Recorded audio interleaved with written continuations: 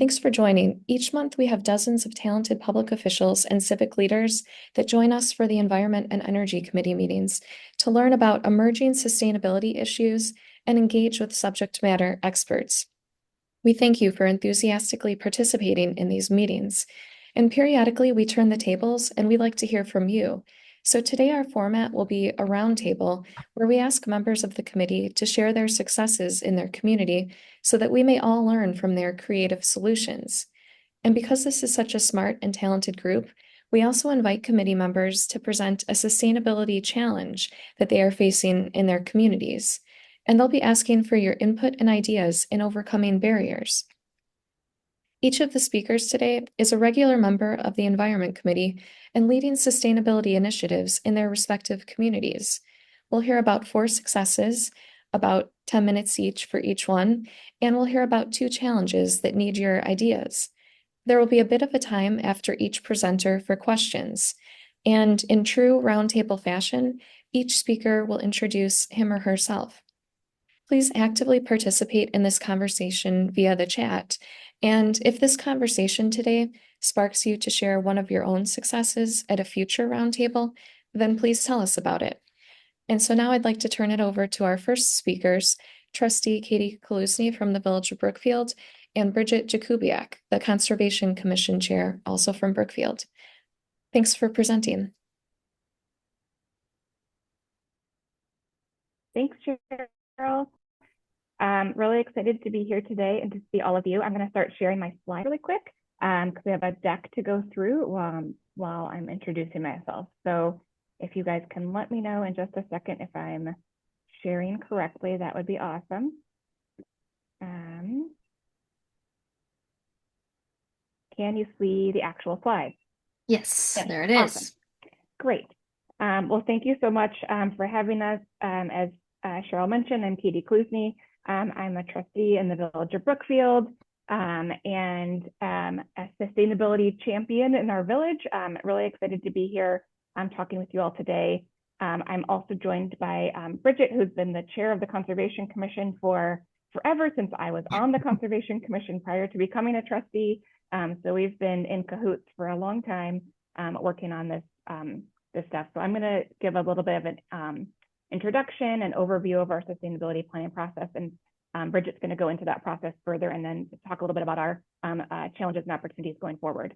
But just to get started before we go into that, I've been a trustee for the past 5.5 years. And before that, I was on the Conservation Commission for 3 years. I've lived in our community for almost 11 years this fall. And so I'm really excited to be involved in this way and work for the Illinois Green Alliance by my day job. And so really like to bring these 2 pieces together and be able to talk about sustainability and moving that forward in Brookfield. I will share that this Conservation Commission has in the past worked a lot on more nature and restoration projects with the forest areas in town. And a few years ago looked at kind of changing the direction of the commission to both focus on that and introduce some more sustainability initiatives, as that was of more interest in the community and with village staff. And we did invite the Metropolitan Mayor's Caucus and Edith to come present at a village board meeting to get some buy-in from the board to direct the Conservation Commission to create a sustainability plan. And I think that was really key to the process to be able to get both the board involved and on board with what we were going to be undertaking, but also to get village staff on board as well to be working with the conservation commissioners on the plan as we move forward. And the village has lots of plans. And so the first thing that the commission did was look at all the plans related to sustainability that have passed over the years.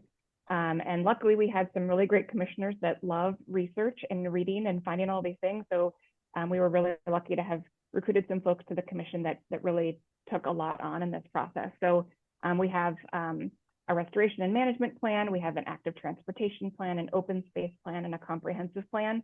And all of these plans had pieces of sustainability weaved throughout them in small segments. So we wanted to pull those pieces out and make sure those were incorporated and brought to light in the sustainability plan as well, but also like note back to the fact that the village already had this commitment and interest when passing these previous plans. So that was really key to do. It took a lot of time and effort by the commission And I should mention too that we did not hire a consultant to help us with this. This was all created by the commission. So we went through a really long process meeting with the Open Meetings Act rules, which is, having the quorum every time and being able to meet in a public setting, which took some time, but the commission really took their time with this process, had a lot of special meetings to make sure we were able to focus on this and other agenda items, but it was a really big undertaking. And the village had some previous sustainability commitments as well, not only in the plans that we had, but in things that we had adopted as well. So we adopted the Greenest Region Compact in 2019. We started that initial sustainability planning conversation with the village board in 2020.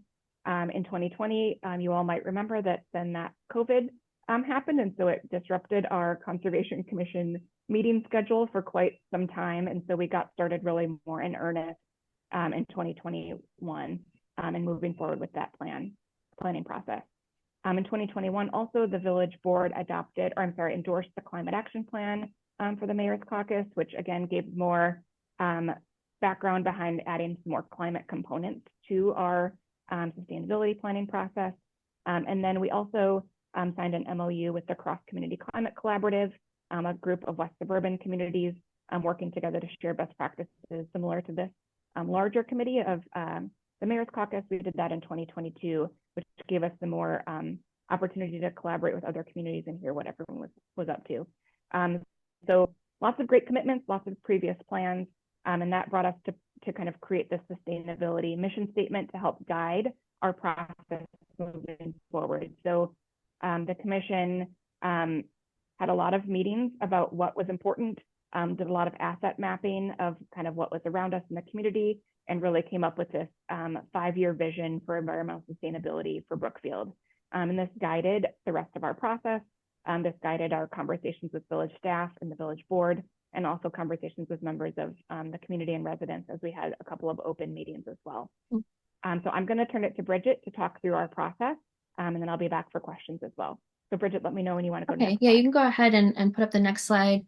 So I want to just, give a shout out to Kevin Layden, one of our commissioners, sort of led the process. He was just a resident. Actually, when he found out we were doing the plan and then came in and had like all these ideas and energy and had like guided and had led the sustainability process at his workplace. So he kind of had a process ready to go and really sort of helped us get organized on that. So that was very, very helpful.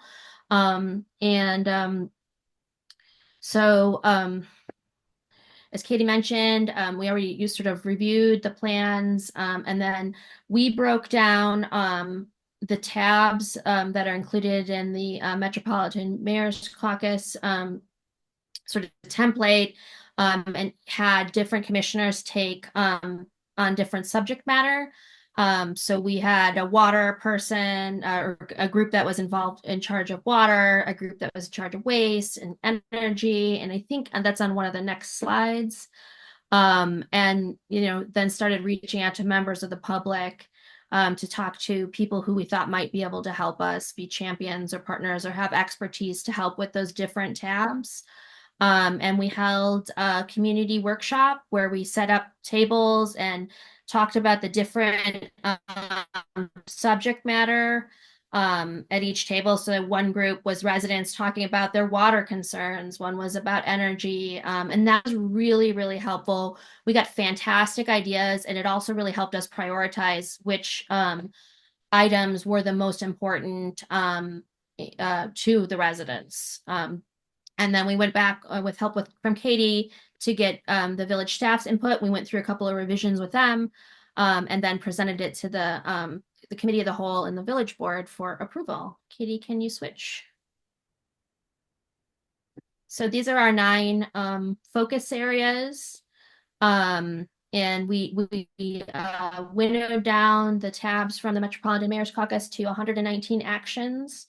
And then we assigned who would be the champions within the village, and then within the community and within the Conservation Commission for each of those items.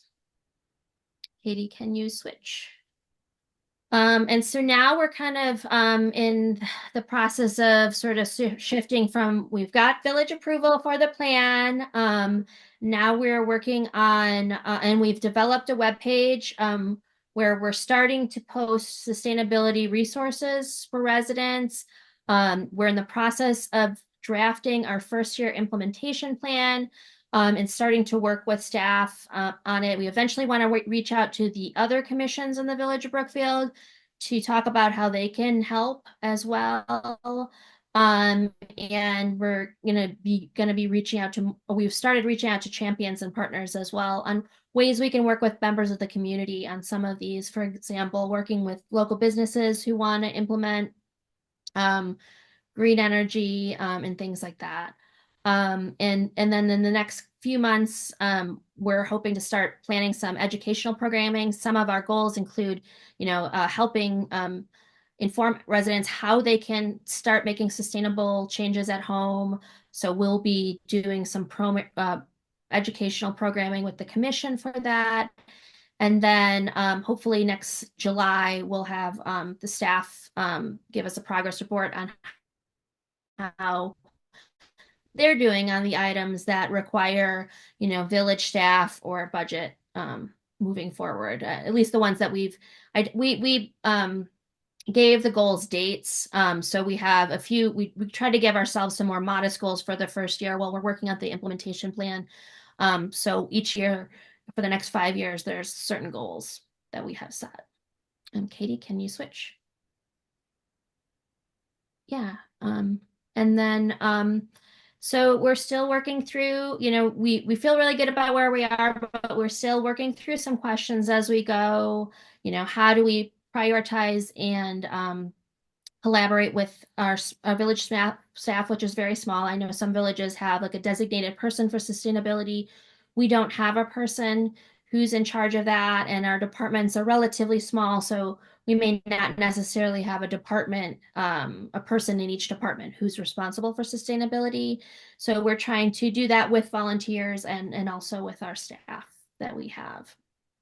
And then we're trying to figure out how much, whether we should expand our commission because we've taken on more work with sustainability and some of the conservation work we're doing. Should we add commissioners, and what type of expertise should we be looking for in our commissioners? We've thought about adding a business liaison, someone who could just work directly with our Chamber of Commerce on helping businesses navigate how to implement the plan. And we're also figuring out how we're going to work with businesses who we've gotten a lot of interest from local businesses who are involved in the green and sustainability. And we're just trying to figure out what the rules of engagement will be. And also, how will we work with groups like Grow Green in Brookfield to help us implement and sort of expand our volunteer capacity. And then finally, one need we've discovered is to train staff on enforcement. We have a native plant ordinance now, and we are recommending some additional changes to encourage planting native. So how do we get staff to learn what that looks like, and how do we need to update our ordinances accordingly? Also, we have more residents adopting new technology like heat pumps. How do we get staff up to speed on those, so when those are getting installed, they can do the inspections? And then we have, lots of green infrastructure in town. We're starting to have more and more green infrastructure, whether it's swales or pervious pavers. What is the maintenance that needs to happen with those going forward?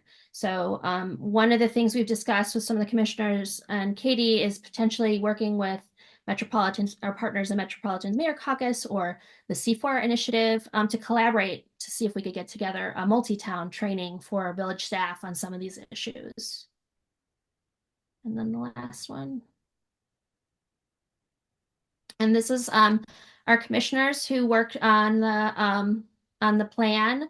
I'd like to give a special thank you, obviously, to Kevin, but also Iris did all the layout, and we have a very professional looking plan that she was able to put together. And then Jen Nelson, who some of you may know from 7 Generations Ahead, recently joined our commission, and she really helped us figuring out achievable goals for each achievable metrics for our goals. And I'd say, passing the plan and having that in place last year has already started to see some really great conversations happening earlier this year, have seen some great conversations happen at village staff, people bringing up EV charging options or grant opportunities related to, the items that were passed in the plan. And so I think the plan and having the conversations with village staff created a lot of additional awareness and buy-in to these opportunities. And, questions have come to us about whether this is something we should pursue or if this fits in with the plan. And so it's great to just not be just the commissioners talking about that by ourselves anymore, but having a much larger group thinking about these things and identifying opportunities as they come to them as well. Mm-hmm. And I think this is our last slide, right, Bridget? I think so. I think this is so. Sorry, Cheryl, if we went over time, but if there's still time for questions, let us know.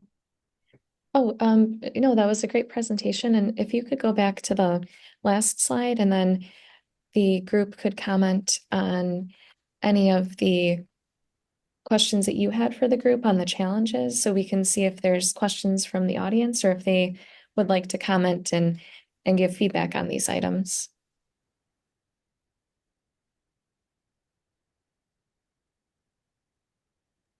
And so if this is something that you've had experience with, if you've added commissioners, if you've added a business liaison, or if you've worked with Go Green to improve your capacity, feel free to speak up in the chat.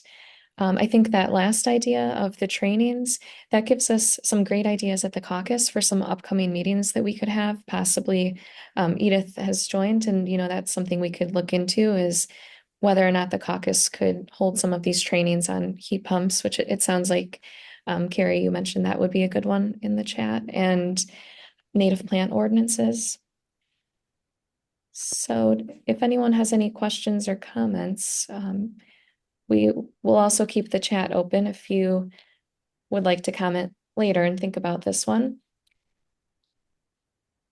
And so without seeing any, I think this slide also ties into our next presentation, because one of their challenges was how to prioritize with the small village staff. And our next presenter, Lucy, will be talking about an innovative staffing idea that Wilmette has. So I'll turn it over to Lucy. Hi, everyone. Can everyone hear me all right?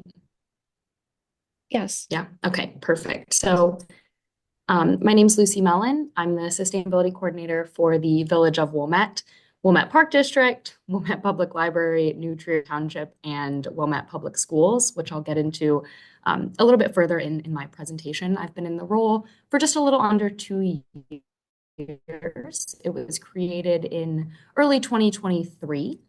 And I'll share a little bit more about how the position came about and how it's been so far. And I'll also say, sort of just branching off of the last presentation, we've also partnered with our Go Green group for a lot of beneficial education sessions and events. And that's been a really good way to continually increase and build our capacity past this shared sustainability coordinator model that we have. So a little bit of history in Wilmette.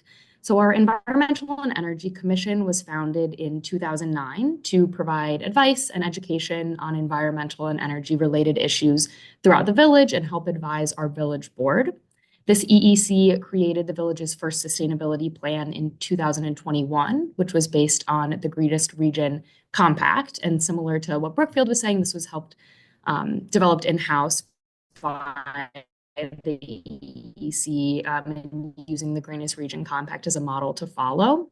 The village and other organizations within the village expressed a desire to increase their sustainability capacity and the sustainability initiatives that they were already pursuing to kind of help have someone to spearhead and move this work along a little bit further.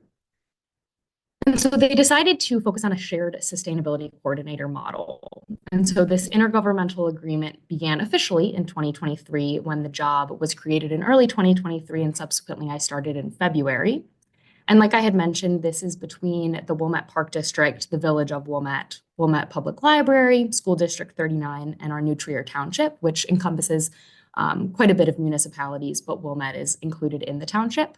And you can see the spread of the community or of the organization's share of the position on the right there. So it's primarily focused between the park district and the village, with about 45% of my position's time going to each of those agencies, and then about 3% of my time going to the library, the school district, and the township. And so what that looks like is most days I'm working for the village or the park district, but then for special events or for information sessions or for specific projects, the library, District 39, and the township sort of call me in and ask for my assistance. Some examples of this are that the township installed solar panels this year and wanted to increase their environmental resource pages and the information that they were sharing with residents. So we helped get those two projects complete. The library, things like information sessions and educational sessions. For example, we hosted a heat pump one in collaboration with our local Go Green group last year, and that was great. And some of the benefits that we've seen so far of this position is that it's a part-time position for two primary agencies, the village and the park district. So they get a part-time position that they're helping to cost share, but then the individual hired into the position has the benefit of having a full-time position. The affordability, like I said, in cost share of this is that they're able to have someone, but have that individual hired as a full-time position, but then share the cost of that full-time position. There's been great continuity between these public entities. So individuals are able to or focusing on something for the village, but I'm able to answer the question and help direct them to the right resources and the right individuals to talk to because I'm familiar with the way these agencies are working and the things that we're pursuing. Additionally, a streamlined contact for residents. So whether residents are asking about the park district, the library, the village, sustainability related, they can just email sustainability@wilmette.com and I can help get them the correct answer or direct them to the appropriate avenue. There's enhanced collaboration. So it's easier to reach out to these other agencies because I'm already implemented in the agencies. So I can help collaborate easier by saying, the village wants to do this. Let's see what the township's already doing and kind of connect those entities a little bit easier. And then also community best practices and interconnectedness of sustainability planning. So for instance, the village had already had a sustainability plan when I started. And the park district was interested in creating one when I started. So we finished the park district system is already in the village sustainability plan between the two plans. That also applies to things like the library, being interested in making a sustainability policy. So seeing some of the goals that the village already has and helping that translate over to the different agencies and public entities that are looking to make sustainability planning occur. And so some collaborations, all of these entities are, doing their own thing. Like I said, the township installed solar panels. That was sort of something that occurred on their own. The village is doing their own thing, the park district too, but there is opportunities for collaborations between these besides just consistency messaging. So the sustainability messages that are going out in the park district newsletter are the same that are going out in the village, which is the benefit of telling residents the same thing a couple times so they kind of gets it to stick. For example, there's our special edition sustainability communicator on the right there. That's a village print newsletter that goes to all households quarterly. And this year we did a special sustainability edition and we're able to feature the natural landscapes of the park district in that. For public events, education, and information sessions, we can collaborate with the library by both hosting it at the library, but also having the library help promote it, tabling at the library for things like Arbor Day celebrations, and then also cross-agency resources. So sharing consistent resources that we think are the best between all of these agencies, having resource pages on all of their websites, and really directing residents to the appropriate avenues to get answers to their questions. So I know that was a very brief and quick overview of the position. Happy to answer any questions now or in the future. If anyone's interested in exploring this model in their community, I'd be happy to share some of more information about what it's looked like. But so far, it's been a really great way to help implement sustainability in the community while sharing some of that cost share and information sharing. So thank you.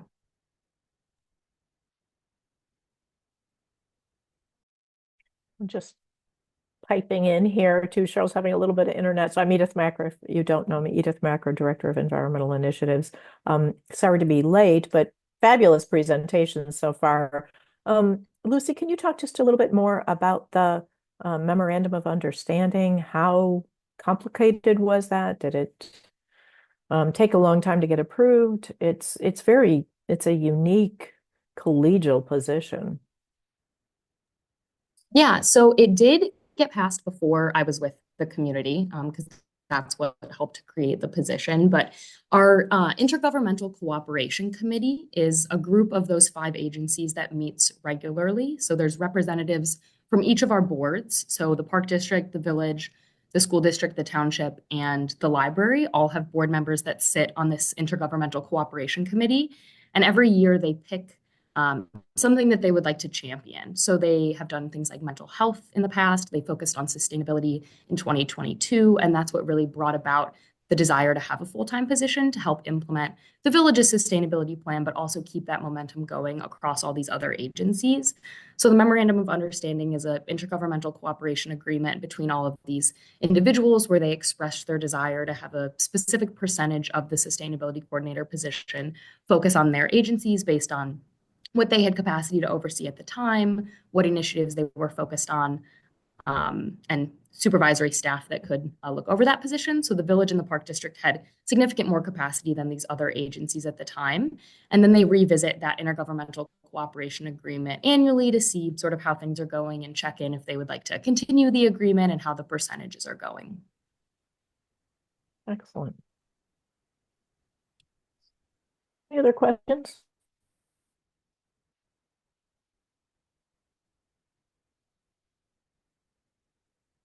Beth, do you want to unmute and add anything?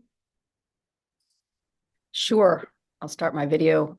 Thank you. I'm so thrilled that you had a chance to listen to our sustainability coordinator. Lucy has done amazing work.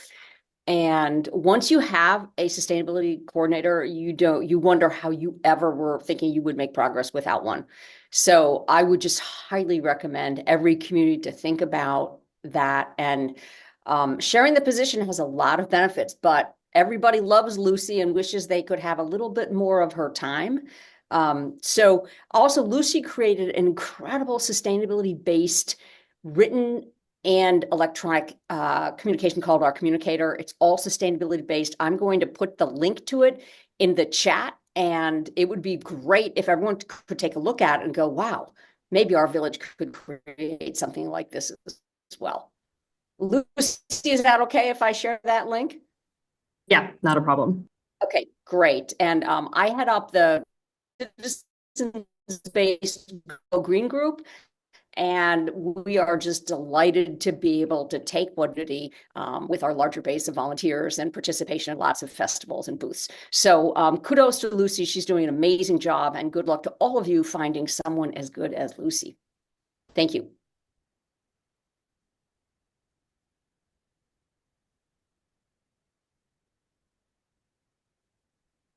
Excellent. Thank you.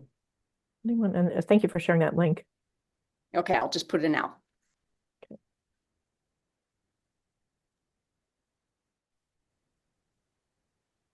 So, any other comments or questions?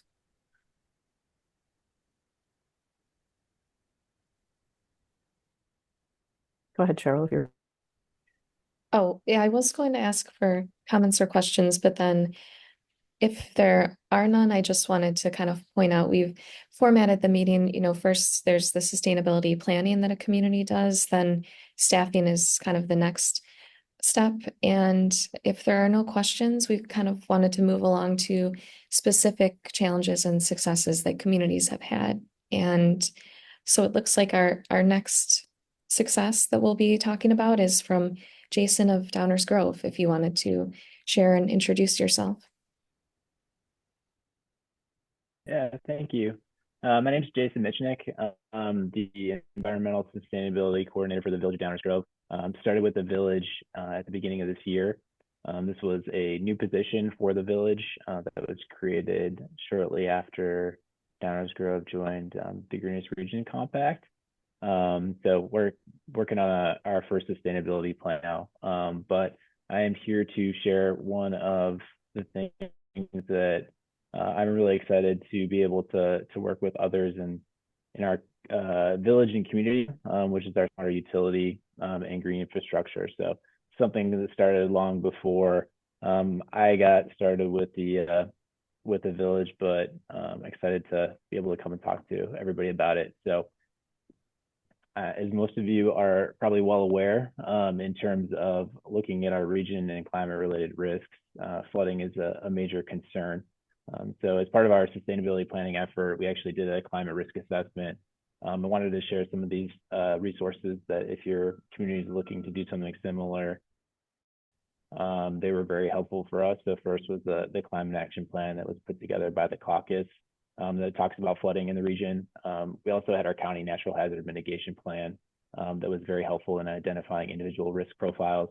Also was able to work with the group from Argonne National Lab in Crocus to get some climate projections of the Chicago metropolitan area planning urban flood susceptibility. So we kind of combined all these to look at our flood risk and know that in terms of community resilience, tackling flooding is going to be a priority.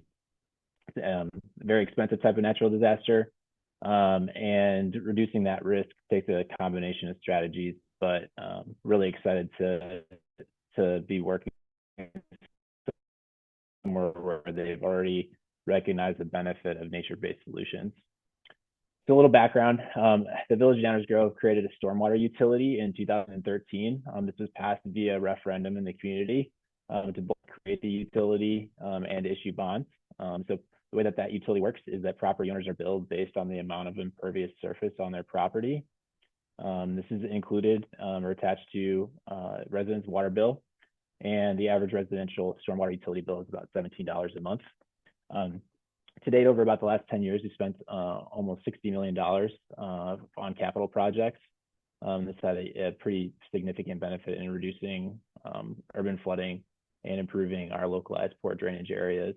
We were recently upgraded to Class 5 community in FEMA's community rating system, which results in those residents that do participate in the flood insurance program at 25% discount for their premiums. Some of the things that we do with the stormwater utility is both regulations and incentives. So our building and zoning codes include some pretty stringent stormwater improvements that are required when redevelopment or new development occurs. So depending on the impervious surface on site, they may be required to provide on-site storage. And then also we do require in certain instances what are called post-construction best management practices. These are specific types of infrastructure or improvements on site that reduce kind of conveyance of water. We also, for residents and businesses, we offer one-time bill credits. So if residents purchase a rain barrel or install a rain garden, do permeable pavers or other residential improvements such as a dry well, they can get a one-time bill credit. And then there's also ongoing credits if they install something that provides water quality improvements, so removing sediments or providing on-site storage. One of the really successful things we've seen with the stormwater utility is our bioswale program. So this is where the village partners with residents that have drainage ditches. So in areas community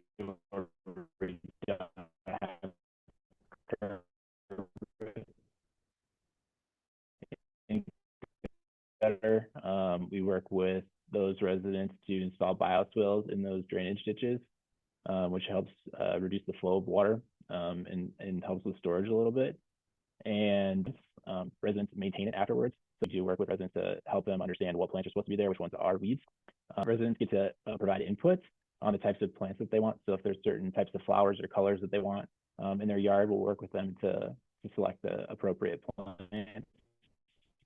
And so far we've installed 50 bioswales, and we have a waiting list that's got 30 residents on it.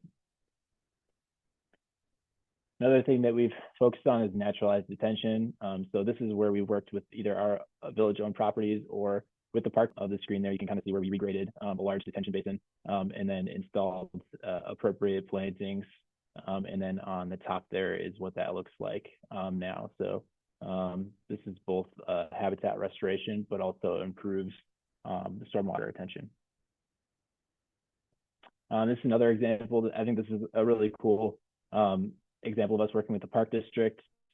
So there was some land acquisition through FEMA floodplain buyout, and then we partnered with the park district to do a little pocket park. So it significantly reduced the drainage or problems in the adjacent neighborhood, but it's also kind of this little nature oasis in an urban area with a park.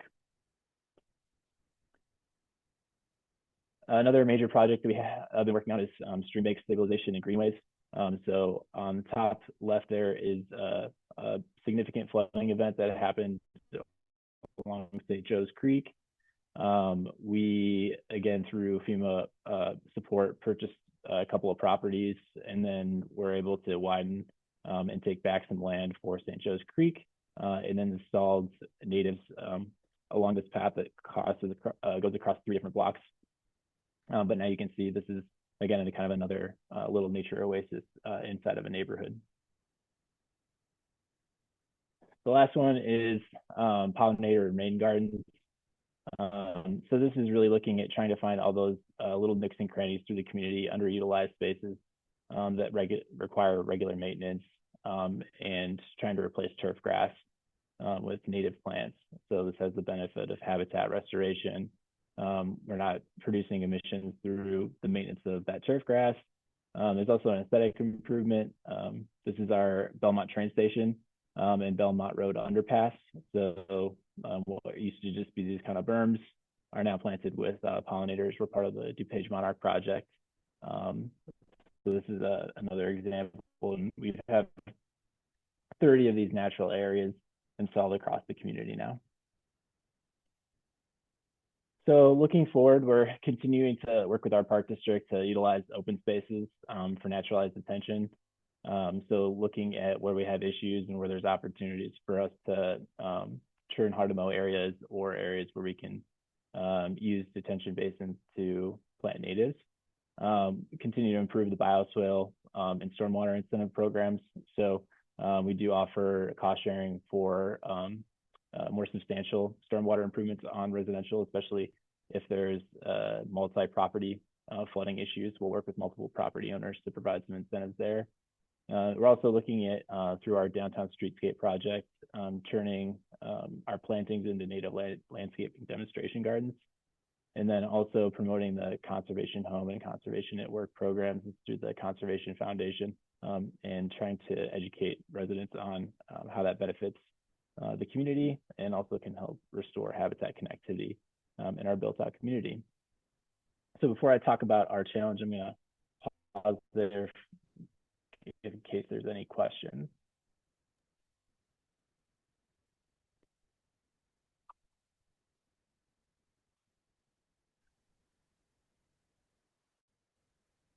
Excellent, Jason. Thank you.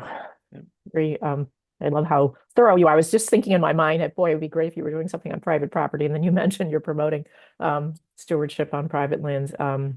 Anyway, we've got applause for you. Any questions? This is Ashley in Riverside. Thanks, Jason. For the water management projects that you're doing in coordination with residents, is that who designs for those projects? Are they independently coming to the village with concepts and plans for these, and then the Downers Grove is supporting that project, or are you having in-house engineers work on those projects? Yeah, that's a really good question. So for a couple of different programs, we have our biospill program. We have an existing agreement or a contract with a firm that does design those for us. So residents basically go onto a waiting list, and then when it's their time, we set up a consulting meeting with the village and our consultant and the contractor and the resident to talk about meet at the property, look at their site, and then design and installed by the contractor. And then there's an educational component that's managed by the village and the contractor to make sure the residents understand what was planted there, what's supposed to be there. With the bioswales, it takes a few years for those really to establish. So it's important the residents understand, what's supposed to be there, what the weed, and we'll occasionally go out and check on those to see if whether or not we need to get the resident to let them know that their bioswale is looking a little weedy. Thank you so much. You're welcome. Okay, and it looks like we've got some questions. It looks like Ben raised his. Yeah, I think Ben's next. Hey, sorry, had to click a few things to be visible. Hey, Jason, good presentation. Quick question on your incentive programs for the rain barrels, rain gardens, and the permeable pavers. Can you talk a little bit about where the funding comes from that? And if there are any requirements of the residents to get those? Like, is there any sort of training involved? Yeah, so we do an annual rain barrel sale and native plant sale with the Conservation Foundation. So if residents purchase their rain barrel through there, they have to fill out a form.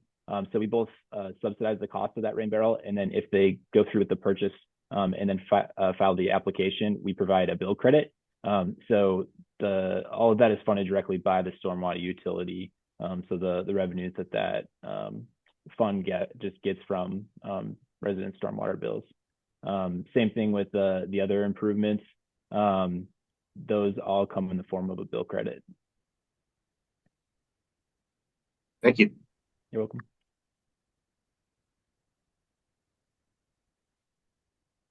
Carrie, do you want to go ahead? Well, thanks, Jason. I was wondering how your capacity is to put in those, like, change the berms to natural spaces and all these other programs. Our park district is short on capacity, but I love those ideas. So how do you manage that? Yeah, it definitely takes a few years for us to get one of those projects planned, designed, and then implemented. So, we're kind of just this conversation with the park district is ongoing on an annual basis. They kind of identify and have a list of properties where they would like to make these improvements. And then once we know where that is, it just kind of goes into our 5-year CIP. And kind of follows the same trajectory as other capital projects. So there's the design 1 year, and then the following year we'll go out to bid for the installation of those projects.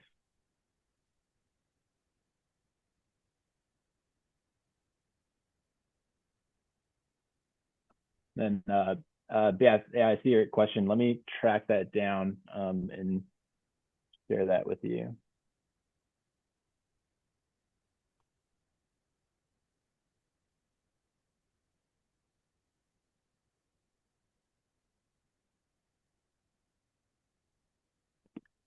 Any other questions?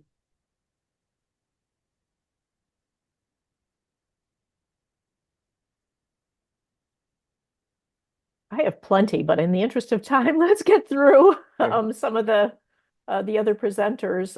And then if we could, thank you so much, Jason, for your presentation. We may come back with questions and more discussion at the end. But if Mayor Burns, our chairman, has arrived, and if I could prompt him to just say hello. I have arrived, and good morning, everyone. Forgive me for my camera not working, but this has been, I snuck in a little earlier. It's been a wonderful discussion and presentation.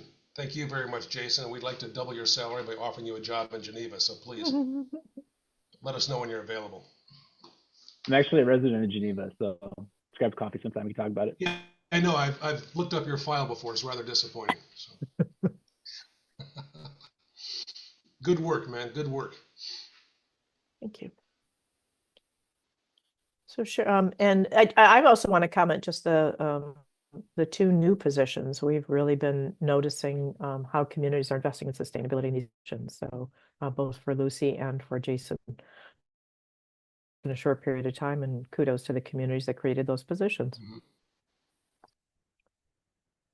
Cheryl, do you mind leading through the next presentation? Well, yes. So Just now introducing. we'll get into some challenges now, and we'll still hear from Jason. But You are having internet. Your sound is not very good. I'm sorry. Oh, okay. Maybe you should take over then. I'm Yeah. not sure, but basically we're getting into the challenges now. I'm not sure if I'm coming through as garbled with the internet connection. Sorry about that. Yep.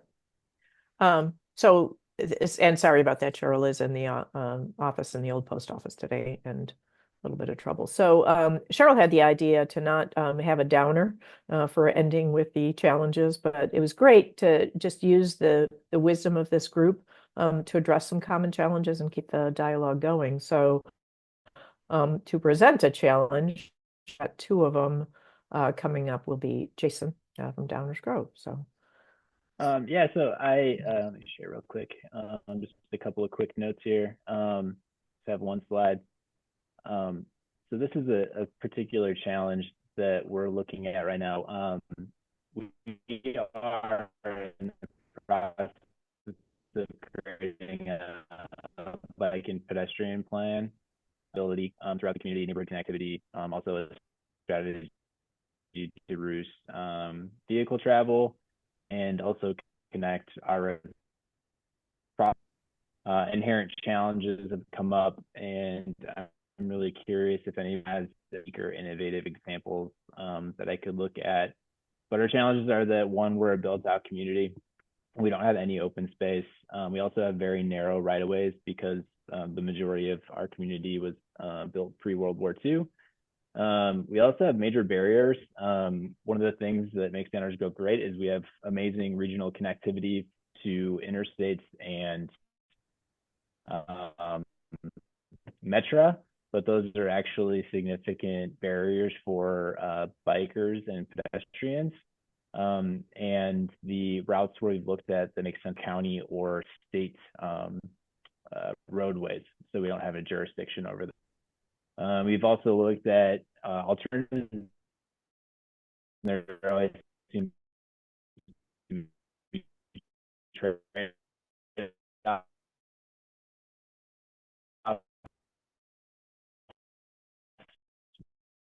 we're either on sidewalks. So I'm curious if anybody's ever either worked in a community or visited a community that sounds similar, maybe a little bit more urban, and has any unique or innovative examples of how they've managed to fit in bike infrastructure and bike facilities.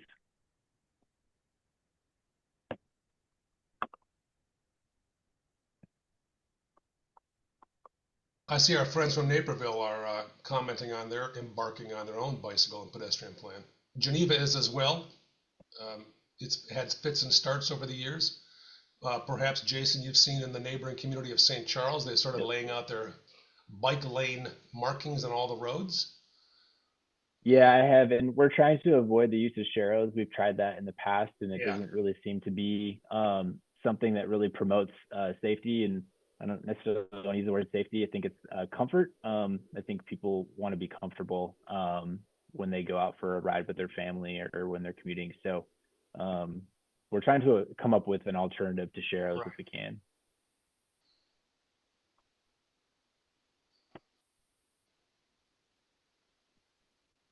Anybody want to chime in?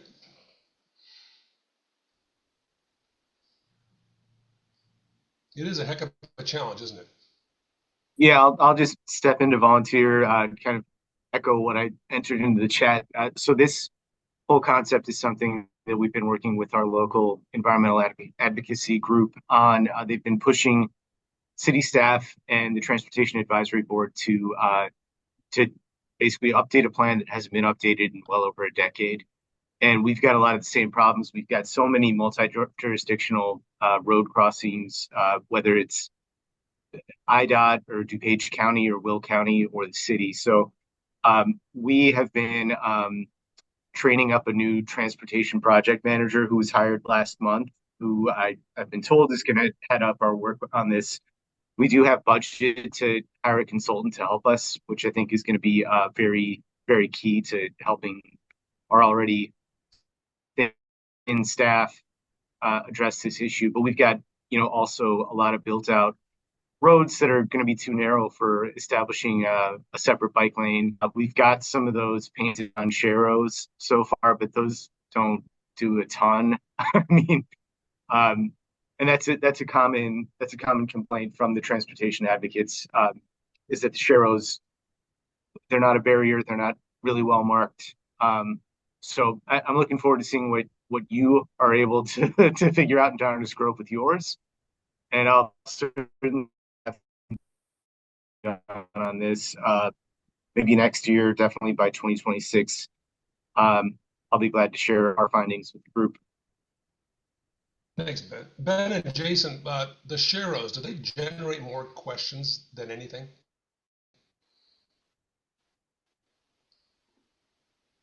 When people see them, I get the call, say, what the heck are these?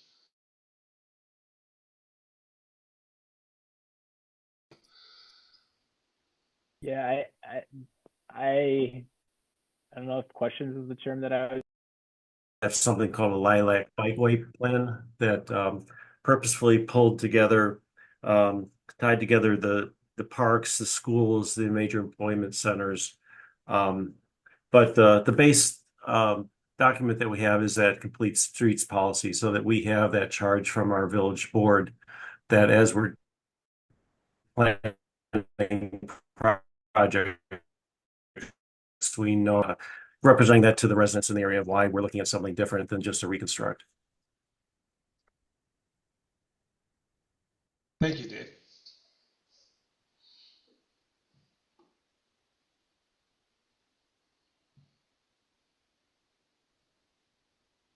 So I wonder if I could share some resources that the Mayor's Caucus has. I put them in the chat, but let me give a little bit of an overview just to Jason's challenge. When we launched the Climate Action Plan, and Kevin and I were immediately getting questions about how to implement these the strategies in the plan, and we were the goal to reduce vehicle miles traveled and encourage active transportation was immediately embraced by our colleagues at the Metropolitan Planning Council and the Active Transportation Alliance. So the three organizations, Mayor's Caucus and those two organizations with expertise in active transportation and transit, sought a grant, and we got funding from the Elizabeth Morris Genius Trust. Love that name, but they provided support for the first link I put in the chat was a series, and some of you may have been on the Environment Committee when we did this. It was just a couple of years ago. But we had a series of webinars. We went to visit the beautiful village of Brookfield and looked at the active transportation resources that they had pioneered. So we looked at a lot of things related to promoting active transportation, one of them being funding. So please take a look at that first link and see where there are some resources for grants. The second piece that I'm really proud of, and I put that third in the chat. Sorry, I can't talk and listen and type at the same time. But the third link is a link to databases. And this was something, as we did a series of listening sessions, and active transportation and MPC were curious, what are the suburban communities doing? I suggested that we measure the resources in the communities. And so what you'll see in that active transportation database is exactly, Scott, to your point, not Scott, I'm sorry, blanking, Lombard, you just spoke.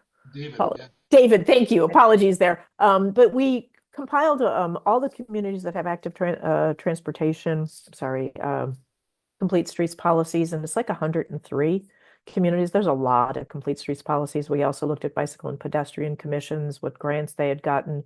So it'd be really interesting for you to look at. You can access the plans directly from that database to see what others are doing. I thought it was really encouraging to see how much activity there is, but there are going to be communities that have a very similar structure and constraints to what Downers Grove is looking at, and what everybody on this call is considering some barriers. The other neat tool that I put in the chat, and there's a suburban advocacy call for champions of active transportation, and it is hosted by the Active Transportation Alliance. So drop in when you can. They provide updates on funding, and then it's a monthly learning session for those who in the suburban communities that care about active transportation, bicycle pedestrian access, and solving problems. So thanks. Thanks, Edith. Sure. And thank you to the mysterious Scott who was joining us earlier for. That was a play on words there, Edith. That was a joke. Sorry. I know David well. I just blanked. I know. We so. all know David well. I needed the camera, David. By the way, David tell him about your volunteer gig if I could just put you on the spot. Oh, Fix it. thanks, Edith. Yeah. I think you're talking about working bikes. Yeah. So, yeah, we are not for profit in Chicago. We collect about 13,000 bikes. Many of your recycling extravaganzas in the various communities collect for us.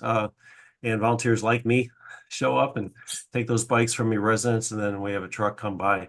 But we are happy to give bikes to charities throughout the Chicagoland area. A lot of people who are homeless or charity referrals get free bikes from us. So thanks for the call out, Edith.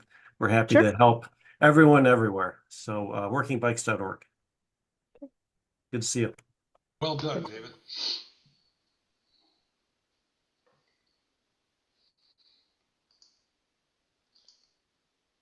Any Well, other now's thoughts the on the? chance. I think we open it up to ask for donations.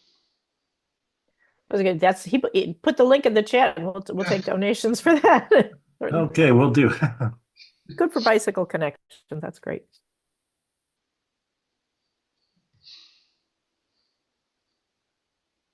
I defer to you, Edith. Any other thoughts on the challenges of bike and pedestrian planning? Thank you for your comment, Beth, in the chat.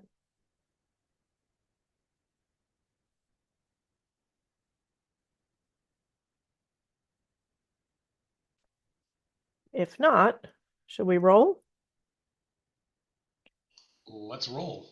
Carrie Malfeo looks ready for the next tough challenge here. And Carrie, if you would introduce yourself. It looks like you're muted. Too many buttons. Hold on one sec. Good morning, everyone. All right, let's see. Are you seeing my slides? Not yet. Okay. How about now? Not yet. Oh, goodness.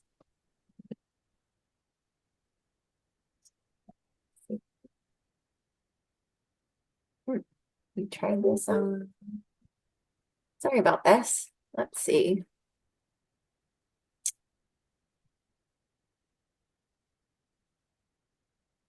Well, I'm working on it. Okay. Now? Anything? Not yet. Cheryl and I will look to see if we Yes, I could share them. we if can that would share, help. yeah. Yes, one moment. Okay, great. So while Cheryl's doing that, good morning, everyone. I'm glad to present with you today. One of our challenges, I'm Carrie Malfeo, Park Forest Sustainability Coordinator. I've been in this position for 5 years, and majority of my work comes from the charges in our Climate Action and Resilience Plan. We have 5 main objectives in the plan, which is energy efficiency and buildings, transportation, waste reduction and recycling, water and wastewater management, and open space and ecosystems. So fun fact about myself is I have been sewing since I've been 18.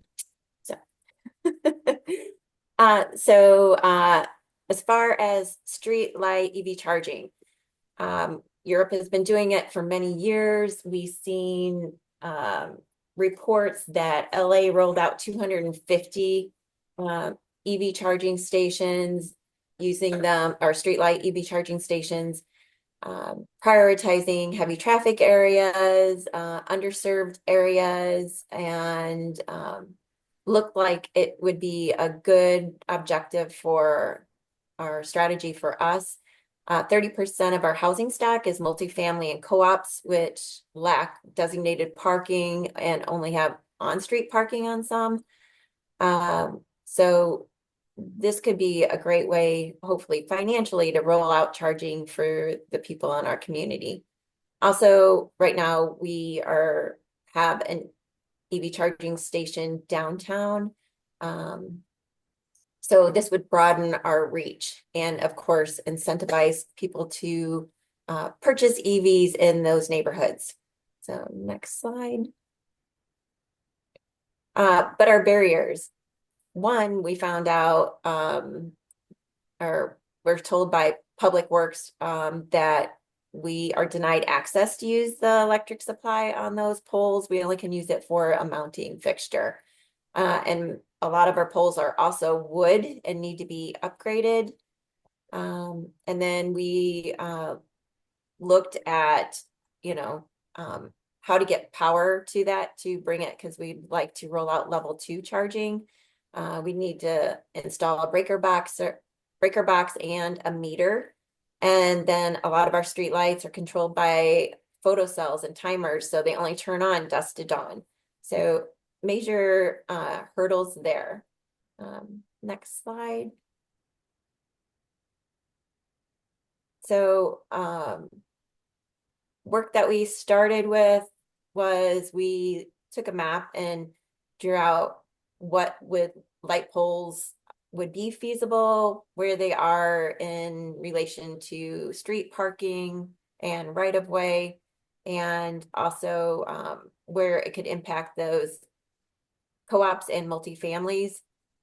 We had ComEd come out for a site assessment and also told us it would be very expensive to bring power to it, and we need to the streetlights and to look for those supply boxes closest to them. So very disappointing so far, just because Volt Post, we're in talks with them, and they can install streetlight charging in an hour or two and prioritize like the cost effectiveness of this. And so did New York when they rolled it out. They only paid $5,000 to $7,000 for the project of installing the EV charging. I don't know if that was just putting the fixture on, and we're in need of knowing how the power works, because all our streetlights are LED converted. So next slide, please. I can ask you some questions. Oh, well, one, this is the LA charging station. So I like the signage on the streetlight higher up and on the curbside as well. So I think that might be a great option. So here are the questions. Yeah. Is anybody finding this a cost saving strategy? This is what we're hoping, not seeing it materialize. Anybody looking into this option? What are your hurdles? And any suggestions overcoming the electricity at the light poles without trenching and same cost as regular putting in freestanding structures in? So then the only savings would be less landscaping or less infrastructure on the streets. So that's it. So I'm open to any questions or any suggestions. Thank you, Carrie. Questions? Anyone and everyone?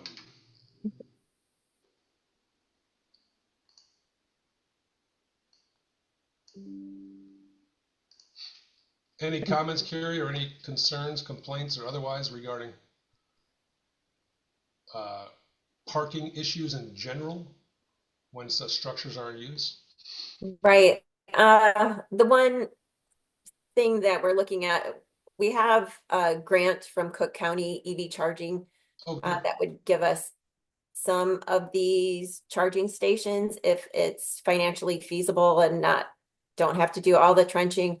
So it was kind of a rush to figure out what light poles might be options for that. So we didn't have time for community engagement, because definitely if we move forward, and seeing as this is off the table for this grant, we'd like to have community engagement with those multifamilies and co-ops and see who's interested.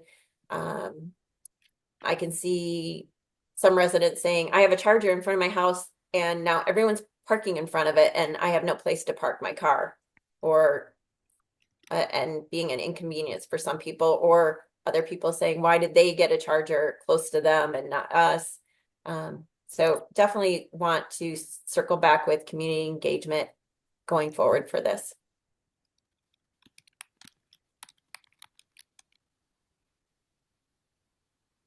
Carrie, So obviously we're working on the EV readiness program. And we work with a lot of communities on EV charging. We now have 23 communities that have been designated, and I know Park Forest will be in the next cohort, very close. But we have not seen a lot of communities get this figured out. We also haven't seen a lot of appetite for it. But I think that it's an emerging area, and you may be ahead of the pack in terms of wading through this. Let me just ask you if you think so. You've identified a lot of barriers, and you've also identified a lot of partners in the solution. So if you've got Cook County working with you on this, have you gotten any of their team or consultants to help figure out some of the barriers, particularly related to infrastructure? Not yet. Okay. We're hoping to, but seeing as we've hit some roadblocks, I think with the grant being rolled out, we might not have enough time to get too much input. Another company besides Volt Post that we talked to was the Will Group that has a pilot streetlight conversion, which we went and saw. Very interesting. And they are a light pole company, so they know the ins and outs of construction. You've already identified the light poles in your community that could be converted, so it's I know it can be very complex to determine ownership of light poles. And it might be like every other municipality when these light poles are in Public Works tells me that it's kind of a hodgepodge of ComEd owning them, us owning them. I mean, the wiring is a little murky. Jason, do you want to go ahead? Your ideas? Yeah, thanks, Carrie. I think I was just kind of curious how you guys are thinking about. I mean, it sounds like you guys are really trying to take the initiative and lead here, looking at creating a partnership program, whether it be through private developers or property owners, where you guys can kind of do cost sharing on some of these upgrades for light poles that may exist in the right of way and adjacent to their property. Yeah, we should definitely look into cost share. We've been looking at just village doing the work or seeing if there's grants available for that. That's something we need to consider. And if we want to manage all of those, we have been reaching out to the co-ops and talking about all the incentives out there for them to install EV charging on their own property. And they would have a better handle of how their residents flow and use their spaces and their needs. So yeah, good options, good question. Yeah, I had a few thoughts. I put in the chat Chris Lindgren, who's the deputy director of the Park District of Oak Park. I know he has installed, I don't know the quantity, but he has installed this type. And he's a very thoughtful person who, does tremendous research. So I think he would be a really good resource. And then I guess my only other suggestions are, to consider, even though level 2 is the desired, to, consider if it's not possible to do those, then just consider installing, a few level 1s just to get the project off the ground. Yeah, good point. And I know Chris, so I'll reach out to him. So great, thank you.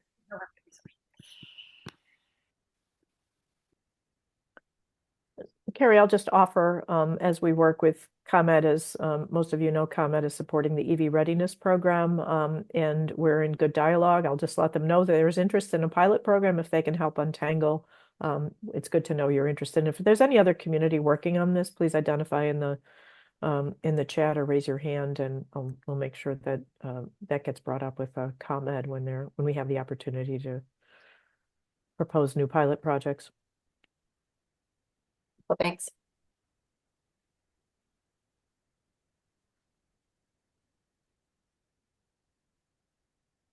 Last call for solving the light pole charging challenge for Carrie. I do like the idea for what it's worth. At the very least, identify those light poles surrounding your public complexes, your public facilities. And of course, Geneva is different. We own our own utility, our equipment, our own light poles, so it might be easier said than done for us. But Mhm.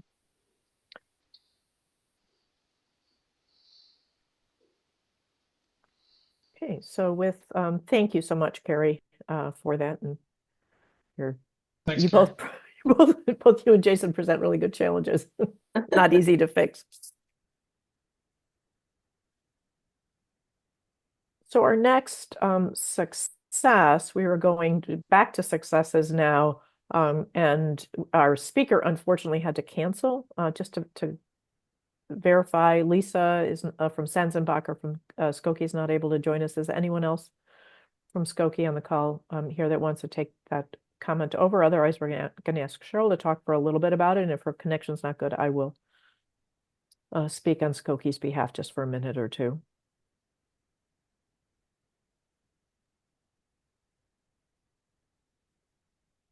Okay, well, yes, I know that Lisa had mentioned someone else from Skokie was also not available today, so I could Okay. briefly just mention that possibly with camera off, my internet might be more stable at the old post office, but the Village of Skokie received a $45,000 EV rebate check from ComEd at a press conference that was held on September 3rd, and Mayor Burns and Governor Pritzker both spoke at the event. The village will support the funding for 6 EVs in Skokie's municipal fleet. And Skokie had previously completed a free ComEd fleet electrification assessment, which helped them to determine which vehicles in their fleet would make the most sense to convert to electric. So that's something that communities can take advantage of. I'll put the link in the chat about that press conference if you wanted to find out more or see the video. And also I've added the link in the chat for ComEd has rebates for business and public sector for EVs and for EV charging. And the base rebate for EVs is 5,000. Rebates for those in equity investment eligible communities is 7,500. And you can look at that link just to see how much it is for medium duty, heavy duty, or other vehicles that you might be interested in. Now, although Lisa is not here today, she did mention to me that they had applied for the IRS commercial clean vehicle tax credit, and they had not received the funds yet. So if you haven't already heard about the tax credit, I'll add some of that information to the chat. It's 7,500 for passenger vehicles and 40,000 for vehicles over 14,000 pounds. If anyone else has applied for the commercial clean vehicle tax credit, and if you've applied, whether or not, let us know in the chat if you've received the funds or if you've applied and haven't received them, because I know that's of interest to some of our environment committee members. So that's a brief overview. So I'll turn it back to Edith if there's anything to add. The only thing that I would add, both ComEd and the Village of Skokie were extraordinarily pleased to be able to access the rebates from ComEd so quickly. Skokie had said it was one of the easiest programs they've ever applied for, unlike the direct pay tax credits, which we haven't heard of anybody successfully getting funding yet. But Lisa and Brad had declared that it was very easy to apply for and access that funds from ComEd, and ComEd was thrilled to have good, strong participation. So please do take a look at that. Kevin, you were at the press conference. You want to add anything? Mayor Van Dusen, a longtime mayor, obviously well respected throughout the state, I think exemplified the fact that it was easy, it was worth celebrating, and hopefully provided some momentum for other communities as well who are within the ComEd jurisdiction. So yeah, I think it was a very nice event, and I think ComEd was very excited to see it take root, as it were. And anyone can use the fleet assessment tool, well, assistance from ComEd. If you are interested in that, we encourage you to join the EV readiness program cohort. We're just kicking off our third cohort, exactly. Just in a couple of weeks here. Okay, so our last success, back to Carrie Malfeo. He's done some good work here on, you talk about it, lighting upgrade and community solar. Thanks, Edith. Cheryl, would you mind sharing those slides for those two presentations too? Sure. Did you want to start with the lighting or the community solar? How about lighting, please? Okay.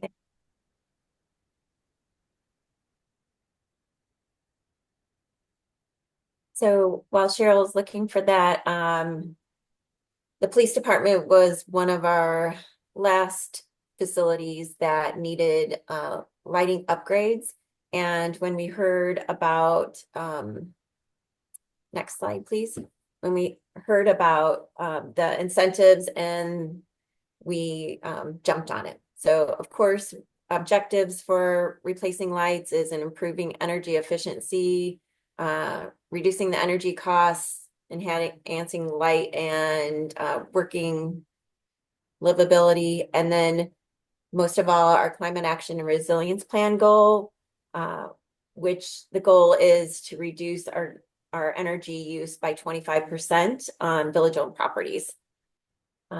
So next slide, we took advantage of the ComEd facility assessment. We heard of a window of time, next slide, with the ComEd distressed communities of 15% extra adder, and then a public sector 15% adder. And it was a short timeline. This was my first RFP. Oh my gosh, that process is not the most fun. But I'm sure everyone else is more well-versed in that. But we made the deadline, found a company to take advantage of it. And next slide.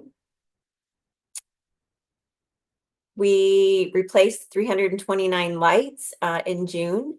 The total cost for the retrofit was $43,550.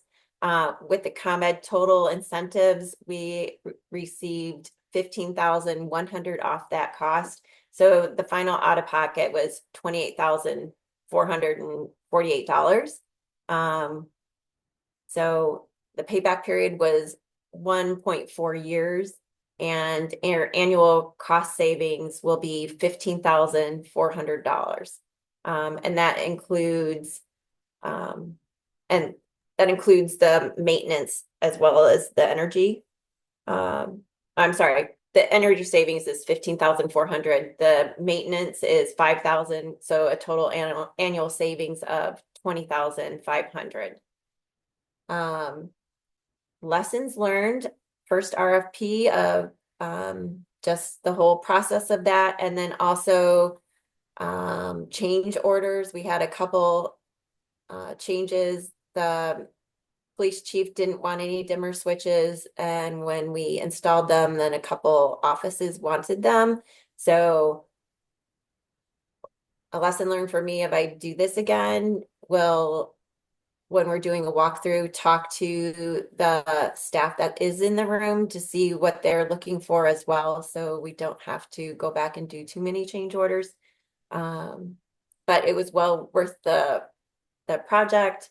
It reduced our energy use by 45% in that space, and everyone is really happy with it. So definitely watch for the ComEd energy efficiency savings for the municipalities and the extra adders that they have.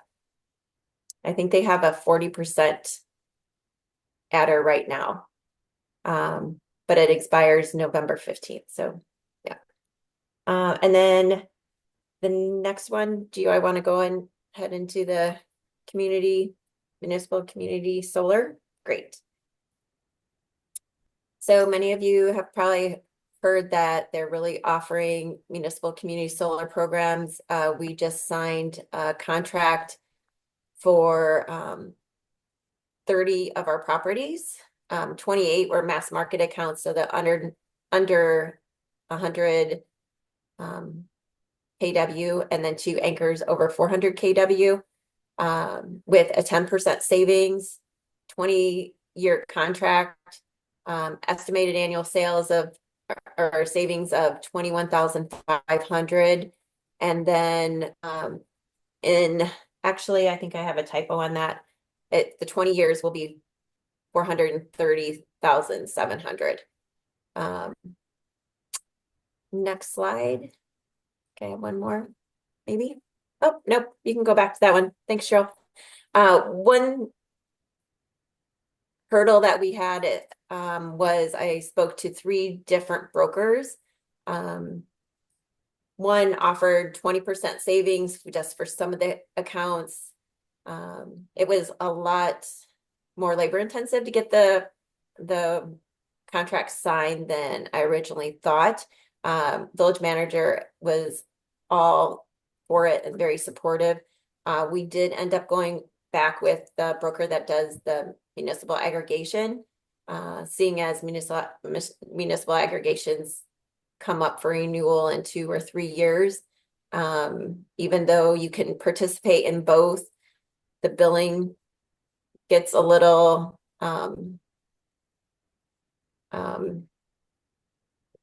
confusing with the different municipal aggregations. So we thought it would save time for staff to figure out how both programs can work cohesive and not cause too many billing problems and for our finance department. And so we ended up staying with our municipal aggregator instead. So we're very happy. Finally done. The 20-year contract was a little daunting, but our 28 mass market accounts, there is no cancellation fee. Our 2 anchors, there is a cancellation fee, but both Solstice, that is the company that we ended up going with, and our broker that's handling the deal guaranteed us that we wouldn't have any issue of getting somebody else to take our spot if for some reason we wanted to back out of it. Because 20 years is a long time, but I think that's an easy way villages to look at to save money and not have any maintenance or anything else. So, any questions or comments? Carrie, do you provide a real-time tracker on your savings, like quarterly or annually, something on your website? Just out of curiosity. I know some companies like to do that. Yeah, good question. I'll look into that. Okay. Great job though. My gosh, it's wonderful. Yeah, that would be good because we already have on our village homepage the dashboard on our solar at our water treatment plant. That's real-time production and savings. Right. And more importantly, why are cops so afraid of dimmer lights? That's perhaps the greatest question. We should have a separate forum on that. I missed it. What were the mass market accounts? Are those individual homes or businesses or municipalities? They're all village properties or like buildings accounts that we have throughout the village, 28 of them. So they're under their small energy users. Okay. But not private residents. No, these are all village owned properties.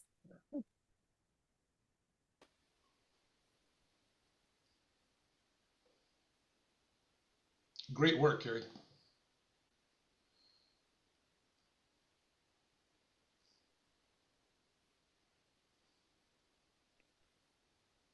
Excellent. Thank you, Carrie. Very innovative. And I felt bad saying how easy it was to get the ComEd incentives when you went through a more standard process for your rebates on the energy efficiency. So and great demonstration of savings. Any other questions before we turn it over to Mayor Burns to close out?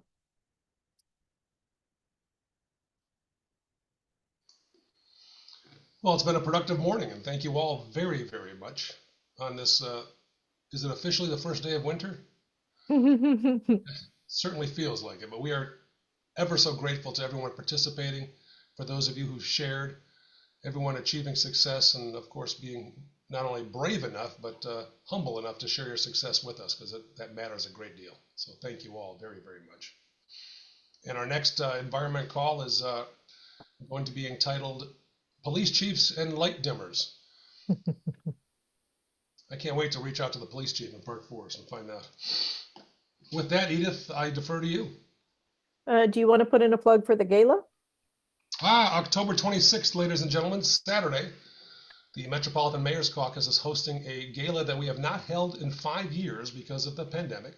This year's event, again, Saturday, October 26th from 6 p.m. to 9 p.m. is being held at Wrigley Field's 1914 Club. And I think we just put in some information there regarding the gala. Tickets are available. Reach out to me, to Edith, to Cheryl, to whomever. If you're interested, we'd be happy to help. We are expecting all sorts of folks throughout the Metropolitan Mayor's Caucus region, including some statewide constitutional officers, but most importantly, just knuckleheads like me hanging out at Wrigley Field having a good time. We get to access to the batting cages, the dugouts, the field, and we actually get to throw stuff into the White Sox Stadium, otherwise known as whatever the hell it's called. So join us. It'd be fun. We'd be thrilled to have Absolutely. all of you with us as we work together throughout the years now working on sustainability. We'd love to have you join us to celebrate. A link in the chat there to register, and Cheryl has an announcement too.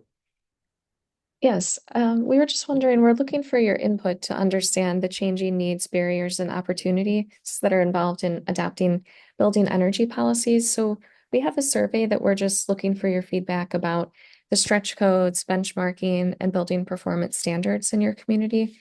And it would be greatly appreciated if you have time to fill out that survey. That will help us with our ABEEP task force. And as you know, you may know, Slipstream and the Midwest Energy Efficiency Alliance are partners with us on that project where we try to support communities who are looking at these advanced policies. So thank you if you have time to fill that out as well.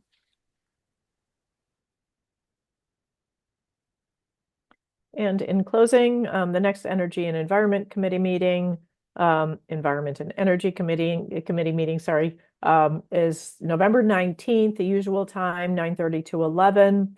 It's still to be confirmed, but we're planning the topic to be on recycling education and outreach. Some of you may know that we have a nifty new collaborative grant working with 5 counties and 2 Cook County solid waste agencies to improve information on recycling and to engage the public and improve the rates and quality of recycling. So that'll be exciting to help us kick that off. We look forward to welcoming you then, and we hope to see you at the Mayor's Caucus Gala. Thanks, everyone. Be safe today.